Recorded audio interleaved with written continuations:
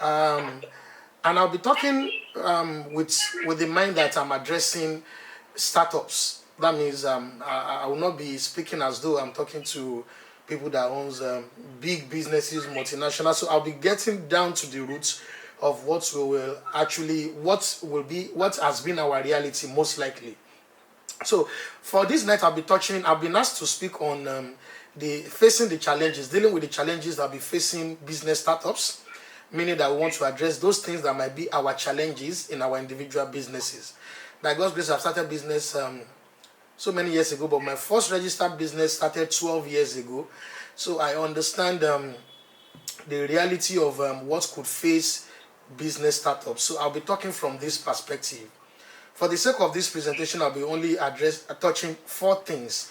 And I believe that if we can address those four things properly, our business will move to the next level. God helping us. So please, I want you to pay attention and let's go together. The first major challenge that face most business startup is the challenge of getting fund. Especially if you are starting up a business in Nigeria, you are bothered about how to get your capital to start up. So many people had great visions, great ideas, wonderful things that they really want to achieve. Some even have business plans. Some already, they've drafted few things. But the challenge that most startups face is the challenge of how do I access funding. And so how do we face the challenge of raising fund? There's this popular story I tell about myself, which is the reality that I started my business, my first major business, without any money at all. I started with zero naira, and that is Clamps Engineering Solutions Limited. That same company now worth several hundreds of millions of naira. I mean, we have gotten great jobs, and that started 12 years ago with no money at all. How did it start? I just went ahead and I had the idea, I had the skills, I've been trained, and I knew what I really wanted, but I didn't have money. I was collecting salary as at that time, and I remember that, excuse me, my salary then was 50,000 naira, and it was not even regular. And so what did I do? I had to approach someone, which is part of what I'll be talking to us about this evening. I had to approach my brother. I told him, I have this idea. I want to register a business. I want to register it as a company. I didn't have money. Okay, you work, you earn some money. Why not bring some money? Why I bring the idea? Then let's start up something. Then he looked for the money. He brought the money that we used to register the business. I don't know if God's word can mute, please, so that we can have a beautiful time together. All right, thank you. God bless you. All right, so he brought out the money and I registered the business. For the first 1 year, nothing came out of it. Second year, we wrote a lot of proposals, nothing yet. And the third year, we started getting some contracts. Okay, so what am I talking about? One of the major challenges that business startups will likely have is how do I get funding? Either how do I get funding to get a shop? How do I get funding to rent an office? How do I start paying salaries?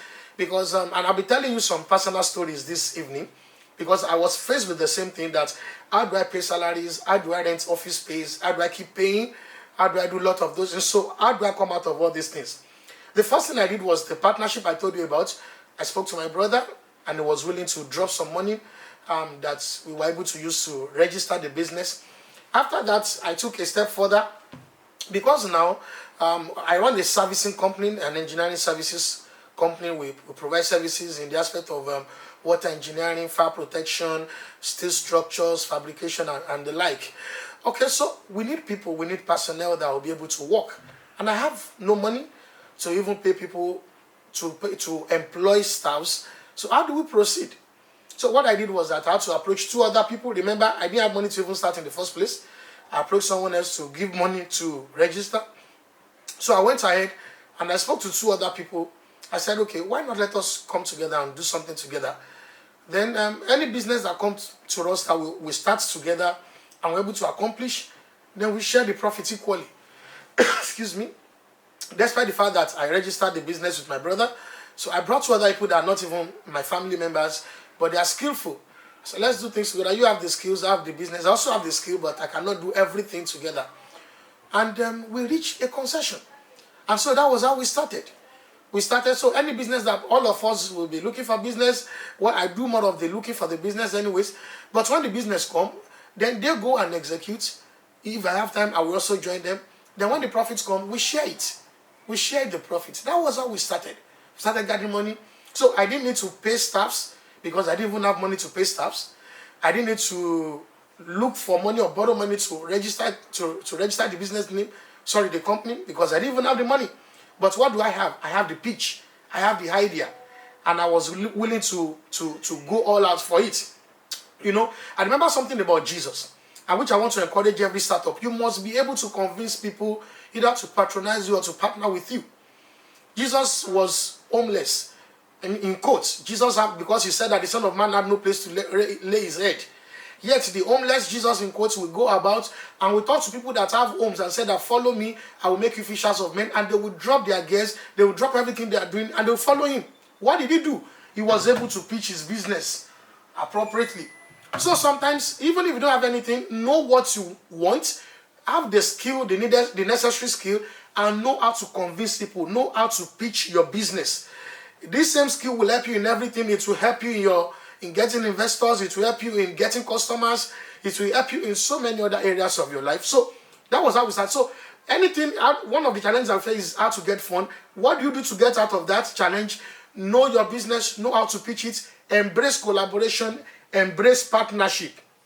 That is one thing. The another thing, what you look at those things that take your money if you are a startup. Maybe one of them will be accommodation. Either to rent an office or to get a shop. If you are maybe a tailor, a barber, a small scale, you have a small enterprise that you could either do in a shop or something. One of the challenges will still be that, how do I even start? I don't even have money to pay for a shop. Now, if you go back to the idea of collaboration or partnership, then we could also draw some solution from this. Imagine, and what I encourage people to do in that aspect is that try and look for vendors that are into supplementary or complementary demands. Things that has to do with what you are doing. For example, let me just make a very simple example. If you are selling bread and you need to rent a shop for your bread, I'm not talking about whether you have a bakery. If you have a bakery, it's still small, but it's not as small as just selling bread. So if you are selling bread and you can't afford to rent a shop, for example. In fact, let me use tailoring for example. If you're a tailor and you can't afford to rent a shop and you're a startup, what can you do? Then look for someone that is making button whatever, or that is doing, there are other parts of, maybe that is selling tailoring material that also does not have enough money to rent a shop. Then both of you can bring the money together and rent something that both of you can stay in such a way that businesses does not affect one another. So while you are getting your customers, sewing for them, then the person also is getting customer selling materials for them. And what has happened, you have both used the same amount of money to rent the same space that you would have paid for differently. Maybe you use the same electricity that you could have paid for differently as well, and some other utilities. And because the business is, your business and the other person's business, they are, they are supplementary or complementary, then even both of you will draw customers to one another. So one of those things you need to look when the challenge you have is the challenge that has to do with fund, is that look at how to reduce your running costs or your operational costs, your overheads generally. So if there's something you can do together, bring in collaborators, bring in partners, bring in other people that you can work together, then you would have cut down on your starting capital or your operational cost. And most importantly, know how to pitch your business. So I used to tell people something, I said, grow up. My former boss used to tell me the same thing. He said that if you jump up, you will come down. But if you grow up, you will remain at the top. I hope that one of these days, we will have opportunities of addressing how to collaborate, how to go into partnership. Because even as good as it is, it requires some skills. There has been so many partnerships that ended up in tears and stories that touches. So there is a skill of going to partnership so that there is definition of some things. There are boundaries. There is understanding, there are things that both of you must just bear in mind. Then there is timeline.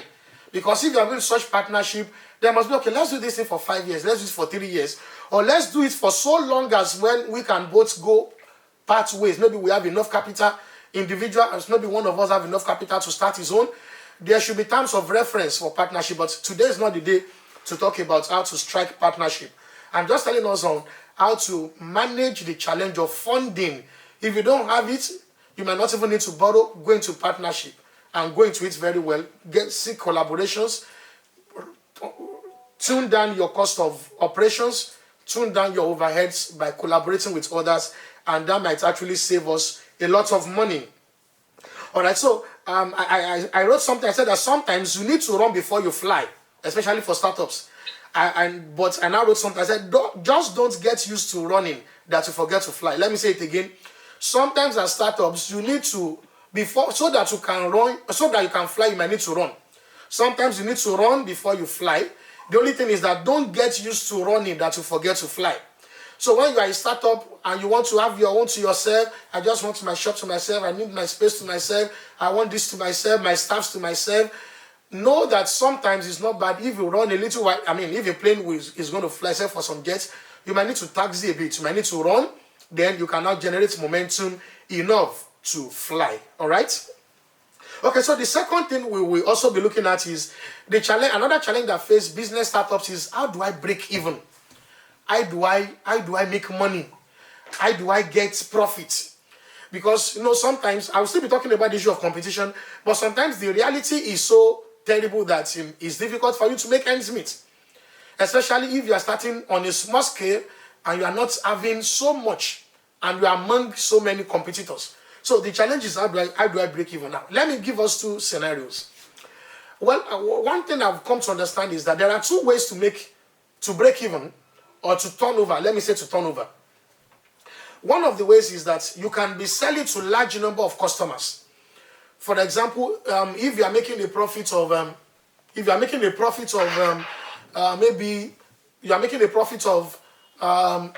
let's say 1 million. Let's say profit of 100,000 naira on a particular product.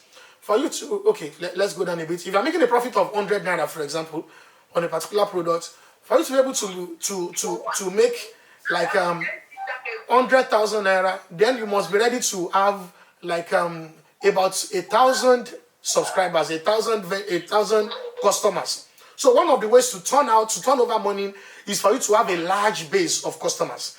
Sometimes for startups that can be challenging. For example, if you are a tailor on a street, you might see about 4 tailors, 5 tailors. So if you are leveraging on the fact that, I want to make money by sewing so many clothes, having so many customers, then it's going to be difficult. Because before you can break even and be able to pay for your overheads, pay for your running costs, it will take a lot of effort, especially for startups. But let's bear it in mind that sometimes one of the ways to turn over to make a lot of money is to have very large customer base. The second way, but that is not limited to that. Sorry, can Heritage of God or something, then Talents Hub, if you can mute your phone, it helps us to have a good time.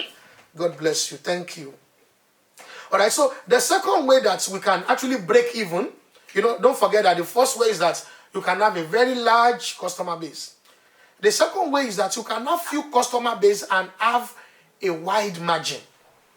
Now, having a wide margin might not be applicable to just any business startup. For you to have wide margin, then you must learn what we call scarce skills. You need to master scarce skills. Like, before you can determine your market price, before you can determine the cost that you render your services or you sell your product, then that means your competition is very minimal. Or that means you are very, very good at what you do. You have made a name for yourself, then you have created a niche for yourself. So if you do that, you can, what some people will charge 100 naira for, you can charge 1,000 naira for the same thing, because you have built a name, you have built a skill for yourself, then your skill is not common. So if you are in a particular trade and you want to break even, then you must know that there are two things you are looking at. Either you have a large customer base, such that when you make small money on a very large customer base, by the time you gather the money together, then you have made enough money to take care of your running costs, operational costs, and other overheads. Or you can master some skills and have few customers, but few customers that can pay enough to get your business afloat. You might have 30 customers, and those 30, there is this Pareto principles 80-20 rule, that sometimes 80% of the effect you see in your business is determined by 20% of causes. 20% of some activities will be responsible for 80% of manifestation. So in the same way, some 20% customers might give you enough money more than 80% of the other customers gathered together. So if there's a need for you to get a scarce skills, that's why I don't, well, we still can get back to that. I really encourage people that when you are doing something that is so common, have something that makes you to stand out. I'm still coming back to that very soon. So don't forget, 2 ways, let me reiterate that. 2 ways, either you have large customer base, then you can make small profit on them, or you get a scarce skills, and you might not have as much as a large customer base, but those few ones, you can determine your own price. You can maximize profit on that. And those are the 2 ways to break even. So you need to see that, look at the nature of your business. This thing I'm selling, this service I'm offering, do I need to target few customers and maximize profit? Am I this good? Have I made a name? Is this skill unique to me? Or do I need to look for a way of enlarging my base? Okay, so that's the second one. The third one, well, also on that, I also want us to know that even no matter what you are doing, don't just plan, strategize. One challenge I see with many startups is that we do a lot of planning, analysis, synthesis. You want to write business plan, analyze your business plan, scrutinize it, take it. So you are going through so many exercises without doing anything. Sometimes beyond planning, strategize and start. In fact, if you ask so many people that draw a business plan before starting business, a lot of them don't stick to the business plan because business plan will just be a guide. As you start the business, then the reality and the dynamics of business will show up in your face. And you have to find a way around it, is what it is. So don't just be writing plans, strategize and start something. Then be open-minded to learn along the line. All right, so the third one I'll also be talking about is dealing with competition. That's another challenge that face startups, especially in Nigeria, dealing with competitions. Imagine you want to be producing Zobo, for example, and you can only produce about maybe 100 Zobo in a day. And if you look at the cost, the profits you will make for you to break even on each Zobo, maybe you are making a profit of about, let's say, 20 naira on a bottle of Zobo, and you can only make about 100 bottles a day. That means you only end up getting like 20,000. That has not even paid your own salary, not to talk of getting a staff. Now, those people that you might be competing with might be those people that can produce about 10,000 pieces of the same Zobo in a day. So, how do I deal with this competition? It's one of the major challenges that face startups. I will just continue from where I stopped, and that is that there's something we call unique selling points. Every business owner should have their own unique selling points. When I started my business, our major unique selling point is our response time to clients. As a matter of truth, everyone that asks us to inspect a site, we get, except that person has a delay, maybe the delay is from that person's side, we inspect every site the same day, even those ones outside Lagos. There are times that the clients will call us in the morning to come and inspect a site in Ogun State or your state or Ekiti. Once we get notice of that in the morning, in the evening we're already in Ekiti, we're already at Ibadan, we're already at Ogun State. So we make sure that we don't sleep on customers' orders. So eventually, when they are dealing with bigger companies, then those ones can tell them, okay, send us a mail, we will reply you, then we ask you some questions, you will answer those questions, then maybe you pay us some money in logistics to come and inspect your site, which is something like we also do now anyways. But when we started, we didn't start like that. When we started, whether we are going to get that business or not, if you want us to inspect your site, we are there that same day. That was our own unique selling point. In fact, we started with a slogan. We said that customer satisfaction terminates the contract. Before a consultant told us that we should not use terminate, we should say that customer satisfaction concludes the contract. So we will stay with you until you are satisfied. I remember that there was a customer around Agbara that we did a business for. Eventually, for the first time, we made a loss. But guess what? From the same customer, we have made so much gain years after. So you must identify your unique selling points. If you are selling, if you are a tailor, what makes your own unique? Sometimes it is not in the product, it might be in the way you administer the services. Maybe you call before, you call after. Maybe people that come for your services, you are, excuse me, you advertise them on your social media handles. So if your unique selling point will be that every of your customer gets to be advertised on your social media handle, then you know that you are going to make more effort and investment in building your followership on your social media handle. So that people that, for example, if you're a photographer, sometimes people will come and patronize you because apart from the fact that you snap good photograph, then maybe they know that you have about 100,000 followers and they'll be featured on your handle that, okay, this person came to this place.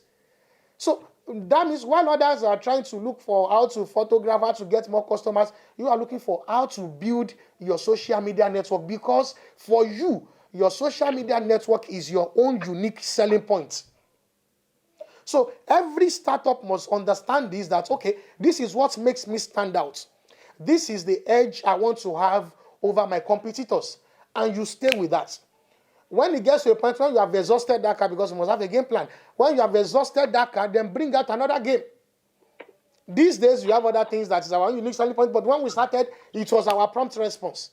And our money is not so much. But of course, you still make profit. Prompt response. Later, we start giving. So, let me not spend so much time on that. So, for you to be able to deal with competitors, understand your own unique selling point and keep pushing it. Incidentally, something that is unique to you might not be something that is so popular. For example, yours might even be that you offer something luxury. You know that in your own brand, you don't do common things. So when people need common, maybe you make shoes now. People know that the price of shoes could be fixed. Maybe it's between so thousand and so thousand. You can say that, okay, our own shoe is only luxury. We're only dealing luxury brand.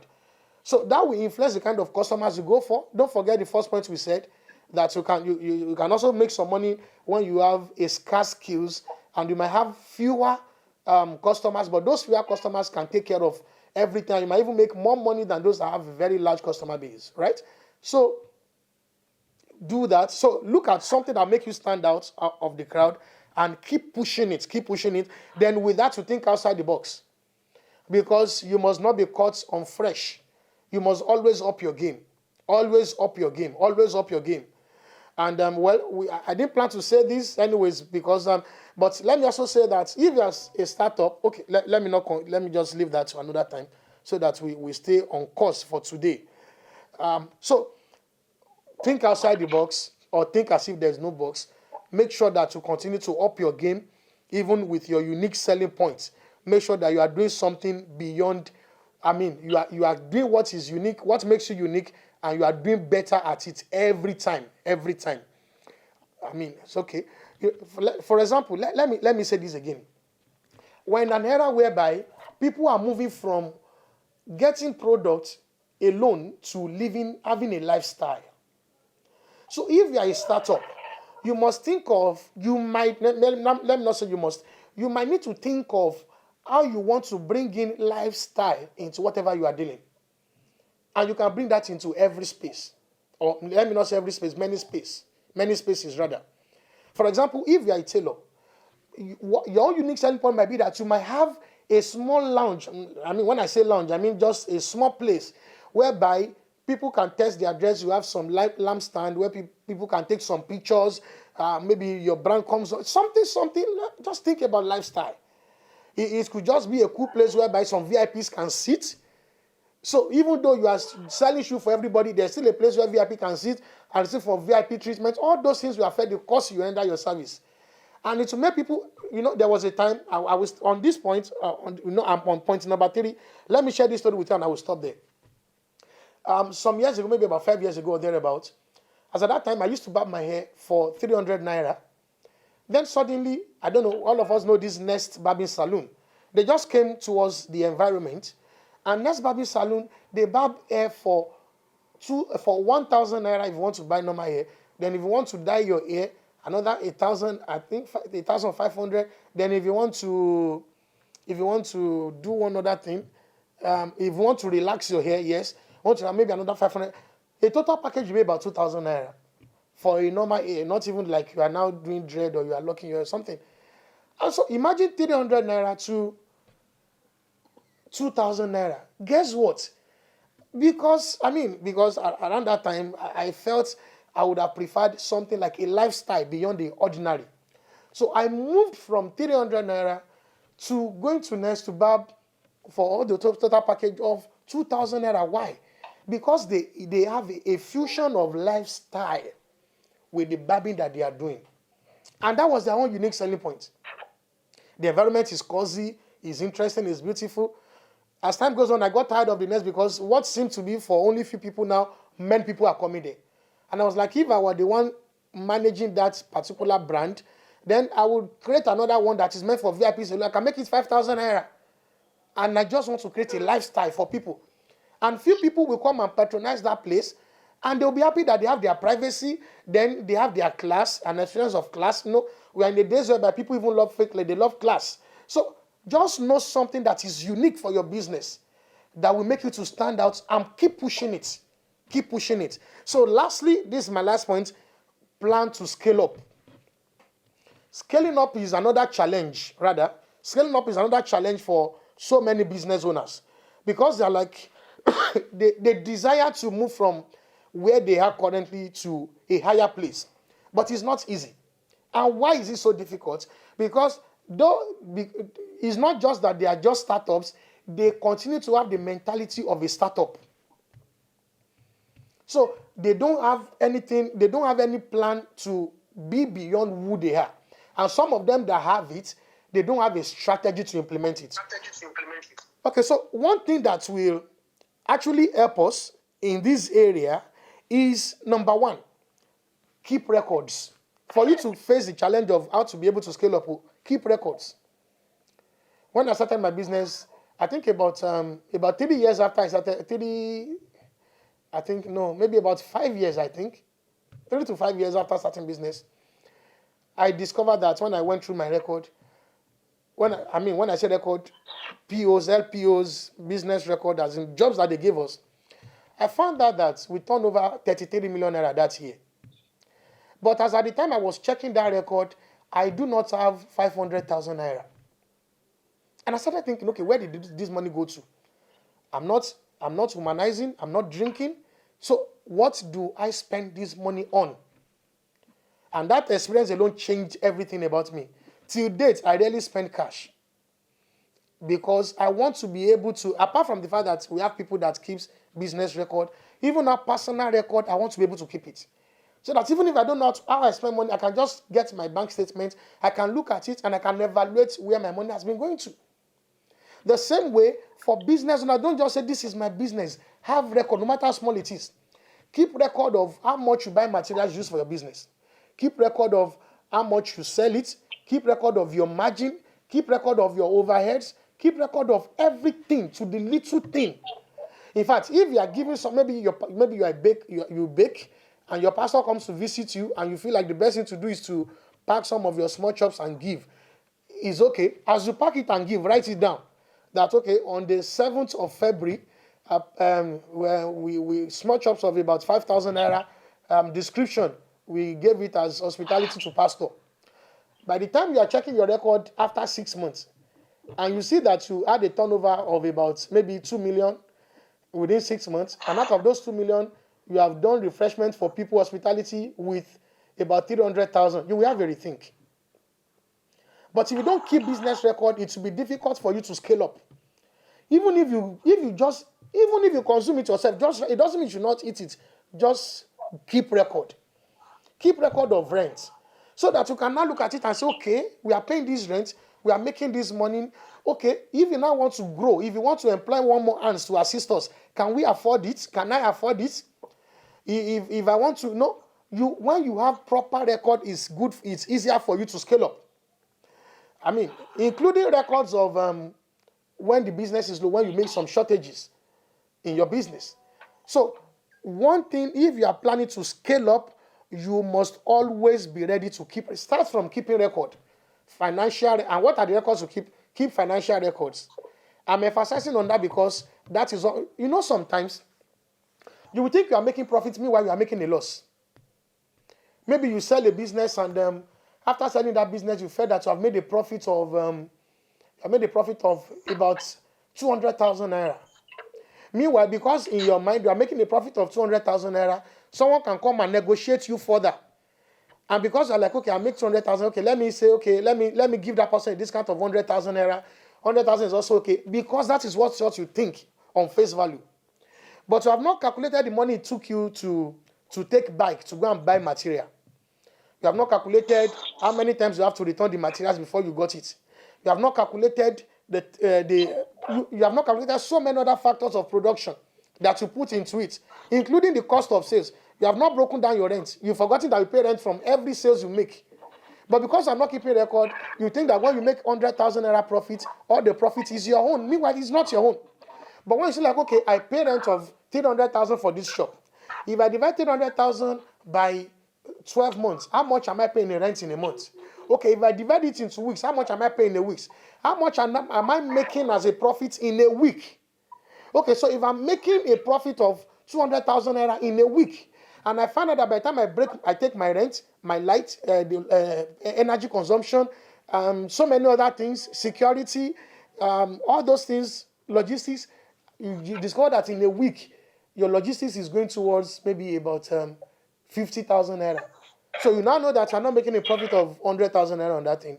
You're making a profit of 50,000 naira. But if you don't keep record, it will be difficult for you to be able to scale up. It will be very, very difficult for you to scale up. So let's not forget. Let me just recap even as I stop this presentation. I think my time should be up now. 4 major things that we are looking at that business startups used to face. One of them is... So, Heritage of God, if you can help us to mute your mic, we have a good time. Heritage of God, please help us. Thank you. So, let me just quickly do a recap. 4 major things that challenges that business startups face. Number 1 is challenges with getting funding. Number 2, and we've discussed about those things you might need to do to leverage on that. Heritage of God, please help us. Then the second one, maybe the admin can call the Heritage of God, or maybe on phone, so that he'll be aware that he needs to mute his mic so that we can have a good time. All right? So the second challenge is, how do I break even? How do I break even? That's the second challenge. Then we have also looked at how to break even. That sometimes you must look at how you can, that there are 2 ways to it. Either you have a large turnover, a large customer base, or you have few customers that have a high turnover. Maybe you can break even on a marginal level, making a lot of profits from few people, or you might need to make small profits from large number of people. Then you need to strategize on that. Then the third one is, we must be able to deal with competition. And we said that you must be able to know your unique selling points and keep pushing it. Then think outside the box. Then the last one is, the challenge they face is the challenge of, how do I scale up? How do I grow bigger? And we said that you cannot scale up if you don't keep record. There are so many other factors anyways, but the commonest one for startup is that most startups, they don't keep record. So start by keeping record. Those are baby steps. Then all other things will follow. So I'll just be stopping with these few points, and I believe that we have learned something today, and I want to pray for all of us that our business will grow, and that you will also grow personally, and that God will bless the works of your hand in Jesus' name. Thank you very much once again for having me. God bless you. Thank you so much, sir.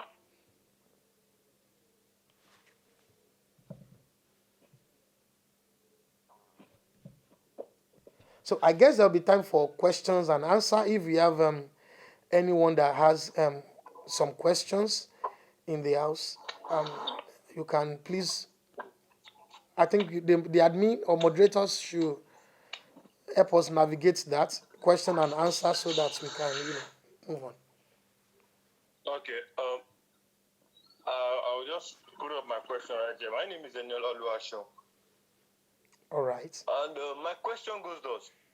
What about, those that have already made the mistake, they were in business, along the line, the business crashed due to improper management. And, how do such a person come back up, having no capital again, having nothing, and no one is ready to help such a person? So, how does such a person comes back up? Already, these advices, this lecture was good, but, there's no loan, there's nothing. So, such a person really needs to get back on his feet after learning his lessons. So, how does such a person comes back up again? All right. Beautiful. The good thing is that person is not starting from zero. He's starting from experience. That person is starting from the place of experience. So as good as that could be, is also like one of the major challenges that the person could have as well. Once bitten, twice shy. There might be a loss of self-esteem, a fear of repetition of what happened before. The person might be afraid of, I started this thing, I've lost a lot of things, I've lost a lot of money, I've gone through a very hard time. So how do I come back again? So try and overcome your fears. And after you have overcome your fears, analyze the reason why you have not done well. That is going to be the biggest achievement you will have from all those experiences. A lesson or some lessons to learn. Then having learned those lessons, I will encourage that to combine it with what we have discussed in this lecture, that assume that you are just starting. You don't have money. So what do I need? I want to rent a shop. I don't have money to rent a shop. Can I have someone with a supplementary business like my own? Can we divide the rent among ourselves? Can we share the logistics so that we can start? Okay. Do I need a marketer? For example, if you are a tailor and you know that you have lost everything, you cannot get someone that will be doing marketing for you in strategic places. The person go ahead and do the marketing, you sew the clothes, and you share the profit. Just look at where your greatest weakness is. And in that area, think collaboration, think partnership, leverage on something. Leverage on something. Do you know that you can, Adibin is one-on-one teaching, then we can look at the business as a case in point and analyze it. So, but on a general level, just know that it's possible for you to make way. I told you my testimony.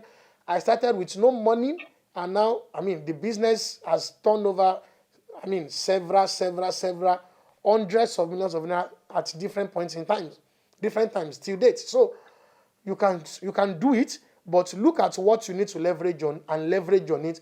Then overcome the former fear, the fear of whatever you have gone through. Know that whatever is gone is gone. Start a new life and learn your lesson from the past, and I believe you'll be fine.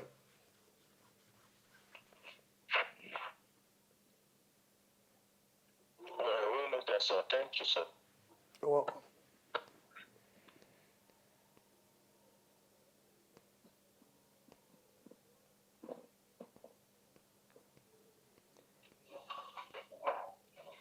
All right, moderator, do you have any question, or are we calling it a day here? Maybe I should just go with my second question since I'm not seeing any hands up. Okay, my second question is this.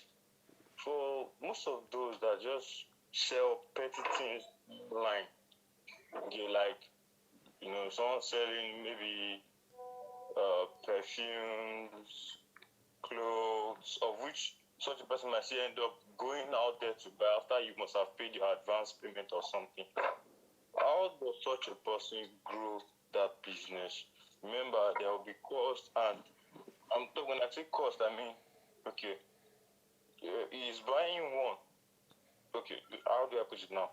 I'm buying one perf as the seller going from market directly at the rate of 500 naira, right?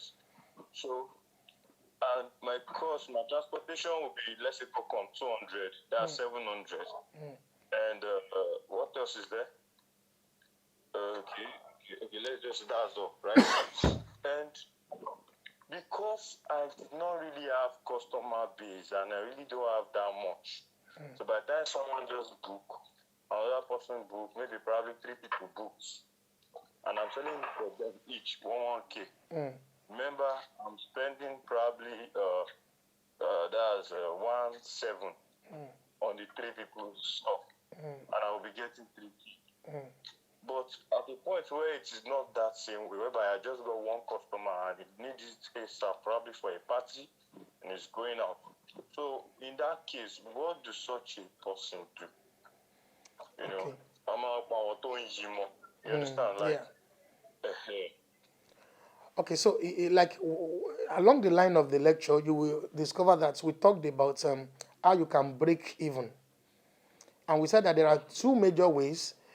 Is either you have very large customer base that can where you can get a little profit from a large number of people that will make it a lot of money for you, or you can have very few set of people that can patronize you and you can make a lot of profit from very few set of people. So for that kind of person, there are several things. The person will still go through the 4 points that we have said. Number 1, you can, like I said, know how to pitch your ideas. You can either get to talk to the person that is selling it in large quantity and say, okay, someone will be, the way those, what do they call it? This common business these days that you buy clothes, all those people that sell clothes, that, okay, instead of me going to the market to pick it up, I will just, if the business costs 300 naira, for example, the person that is selling it will send it directly to you if you have that kind of understanding. So, and you are paying for the cost of your dispatch that is bringing it over to you. That is one way. Another way is that if you know that your business is like that, then even if you are starting this way, target high-end consumers. People that if you are selling to them one by one, it's what your overhead cost. So you can target those ones, or you can count your entire cost so that what you are only doing, the expenditure you are making is phone calls. A phone call to the person that is selling in bulk and say, madam, please help me to send this number of perfume through a dispatch rider to this address. So the person that is buying it will be the one that is paying for the dispatch and is the one that is paying for the perfume. You are not spending transport and extra transport to do that. So there are several ways whereby you can break even if you are just managing to make ends meet. If you know that you either get large customer base or you get few customers that can pay, and now how to now get few customers, that will be another webinar, maybe not today. How to get your target customers, how to, that will be enough for another day. So those are the 2 ways. I believe that if that person does that, then things will be fine.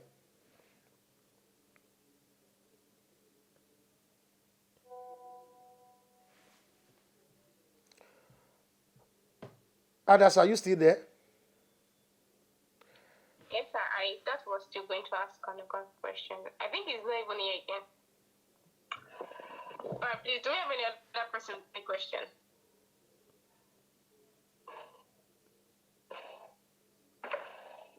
Nobody, I guess. Okay. So according to the other program, we are to have the question and answer section with the interactive section.